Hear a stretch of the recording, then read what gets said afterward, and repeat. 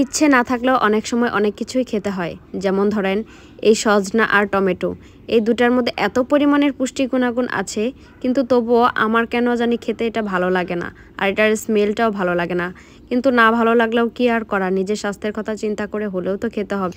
তো হুট করে আমি আমার আম্মুকে বললাম যে আম্মু আজকে মুসুর ডাল, পাতলা মুসুর ডাল রান্না করো, সেটার সাথে হচ্ছে সজনা আর টমেটো দিয়ে। সজনা আর টমেটো দিয়ে কিভাবে ডাল রান্না করা হলো আর কি কি দিয়ে ভাত খেলাম সবকিছুর বিস্তারিত নিয়ে আজকের ব্লগ। আসসালামু আলাইকুম, কি অবস্থা সবার? আশা করি সবাই ভালো আছেন, আমিও আলহামদুলিল্লাহ অনেক ভালো আছি। তো যেটা বললাম, আম্মুকে হুট করেই বললাম যে পাতলা মুসুর ডাল রান্না করো, আর পাতলা মুসুরের ডাল আমার অনেক অনেক পছন্দের। তবে হ্যাঁ, এটা আবার যার তার হাতের না, এটা শুধুই আমার আম্মার হাতের ডালটাই ভালো লাগে। তো আমি আমার আম্মাকে হচ্ছে সজনা আর টমেটো দিয়েই বললাম রান্না করো, আর আমার বাসার সবাই এটা পছন্দ করে, কিন্তু আমি পছন্দ করি না, যার কারণে অনেক সময় দেখা যায় যে খুব কমই রান্না করা হয়।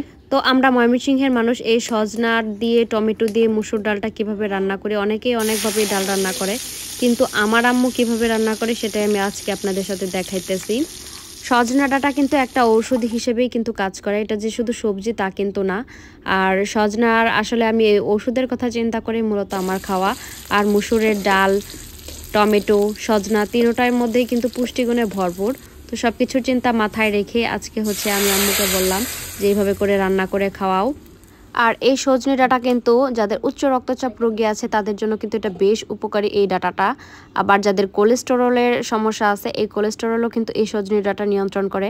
যাদের ডায়াবেটিক্স আছে তাদের জন্য তো এই সজনে ডাঁটা অনেক অনেক উপকারী, কারণ এটা কিন্তু ডায়াবেটিসকেও কিন্তু নিয়ন্ত্রণ করে থাকে। সজনে পাতা কিন্তু অনেক অনেক উপকারী, সজনে পাতাও কিন্তু ডায়াবেটিক্স নিয়ন্ত্রণ করে থাকে। সজনে পাতা খাইলে আমি অনেক অনেক সময় শুনেছি যেটা নাকি বিষ ব্যথাও নাকি ভালো করে। আবার সজনে ডায়াবেটিক্সের রোগীদের জন্য চিনির সঠিক মাত্রা নিয়ন্ত্রণে রেখে ডায়াবেটিক্সের বিরুদ্ধে লড়তে সাহায্য করে।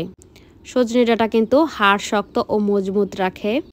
এছাড়াও প্রচুর পরিমাণের আয়রন, ক্যালসিয়াম, ভিটামিন এই সব উপাদান কিন্তু এই সজনে ডাঁটার মধ্যে পাওয়া যায়। এই সজনে ডাঁটা কিন্তু পেটের সমস্যারও সমাধান করে থাকে। যাদের পেটে গ্যাস হয় বা বদহজম হয়, এদের কিন্তু পেট ব্যথা, এগুলা কিন্তু এই সজনা ডাঁটা খাইলে কিন্তু খুবই উপকার পাওয়া যায়।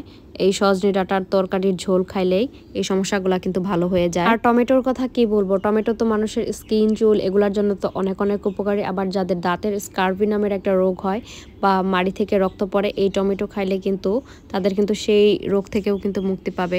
এছাড়াও টমেটোর গুণাগুণ সম্পর্কে কম বেশি সবাই জানে। আর টমেটো দেখতেও কিন্তু খুবই সুন্দর, এক চমৎকার একটা সবজি। যদিও আমার খুব একটা পছন্দ না, কিন্তু তবুও আমি মাঝে মাঝে ইচ্ছার বিরুদ্ধে একদম জোর করেই মাঝে মাঝে আমার টমেটোটা খাওয়া হয়। আর মসুর ডালের কথা কি বলবো, মসুর ডাল তো খাইলে যাদের যাদের হচ্ছে কোষ্ঠকাঠিন্য সমস্যা আছে, এই সমস্যা থেকেও কিন্তু মুক্তি পাবে। আর মূলত এই কোষ্ঠকাঠিন্য সমস্যাগুলো কিন্তু মূলত শুকনা খাবার খাইলে মানে মানুষের এই ধরনের সমস্যাগুলো দেখা দেয়। তো কেউ যদি হচ্ছে প্রতিদিন পাতলা ডাল যদি খায় বা মুসুর ডাল খায়, তাদের আমার মনে হয় যে এই ধরনের সমস্যাগুলো সবারই ভালো হয়ে যাবে, এই গ্যাসের যে সমস্যাগুলো সেগুলো ভালো হয়ে যাবে। এছাড়া মুসুর ডাল কিন্তু হচ্ছে স্কিনকে অনেক অনেক ভালো রাখে। আর মুসুর ডাল কিন্তু আমার অনেক অনেক পছন্দের, তবে এটা শুধুমাত্র আম্মার হাতের। তবে মুসুর ডাল আমি আবার এমনি এমনি খাইতে পারি না, আমার হচ্ছে পুরা দেখা যায় আস্ত একটা লেবু লাগে। আর লেবু দিয়ে ডাল ভাত, মানে পাতলা ডাল, মুসুর ডাল আর একটা লেবু আর ভাত, এটুক হইলে আমার আলহামদুলিল্লাহ অনেক অনেক মজা করে আমি খাইতে পারি। আর এই যে এই মুসুর ডালের যে এই যে রেসিপিটা আপনারা যে দেখেন, দেখাই যারা যারা খায় তাদের কাছে মানে দেখে বুঝতে পারবে যেটা আসলে কতটা মজা হয়েছে।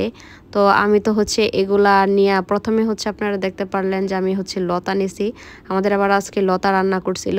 তো এই লতা খাইতেও কিন্তু ভীষণ ভীষণ পছন্দের। তো প্রতিদিন যেটা সত্যি কথা, মাছ মাংস খাইতে খাইতে একদম বোরিং, তো একটু বাঙালি আনা টাইপের খাবার খাইতেও কিন্তু প্রচুর মানে অনেক অনেক ভালো লাগে।